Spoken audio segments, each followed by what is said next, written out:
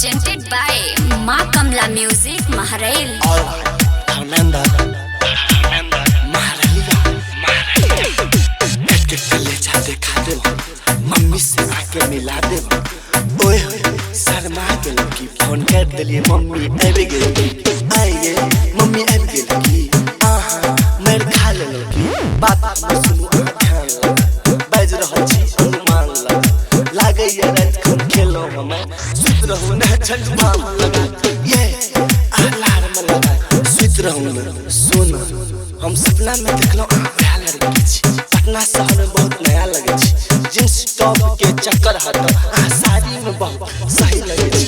सुन हमरा प्यार भ गेलो, लड़की के चक्कर में मार भ गेलो, बारिश में भीज के गेलो हम भेट करे, अगला दिन हमरा बुखार भ गेलो। हमर सोना हमर जान आ पायल पहिरू या झुमका आज भी पहिरबे सब सही लगे, पास ठंडा नहीं लगे सब सही लगे। जब महफिल जमा देबे समा में हम चिलम के फूक देबे हवा में, हम चिलम के फूक देबे हवा में। फोन कर दिलिए मम्मी आबे गेली, हम चिलम के फूक देबे हवा में, हवा में, हवा में। हम चिलम के फूक देबे हवा में। फोन कर दिलिए मम्मी आबे गेली। बर्थडे में आके विश करब, भूलने जा बहुत मिस करब।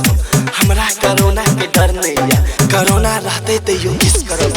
रांची के रानी माल बहुत किला छी, दिल्ली के मोमो या शिमला के सिला छी। एना ने बारी एना ने हारू, किसका बताओ पटना के बात। ये छोरा सब के गाना में दम नहीं छी, हमर पगली लैला से कम नहीं छी। हमर पगली के देखला तू घुरी के तोरा टकला का मारबो हम ओए रे। आहा के सोना हम कहब, आहा के रानी हम कहब, आहा के जाना हम कहब, आहा के बाबू हम कहब। हम प्रेम करे छी सीना तान के कहब। सोना हमर जान छी, बनारस के मीठा पान छी, मुंबई में आके मिथिला घुमाब, बर्गर करने आके चॉप खुआब। जे आहा के देखल ओकरा देखेबे, मुंह नहीं छापू बारात लग एबे, बारात लग एबे।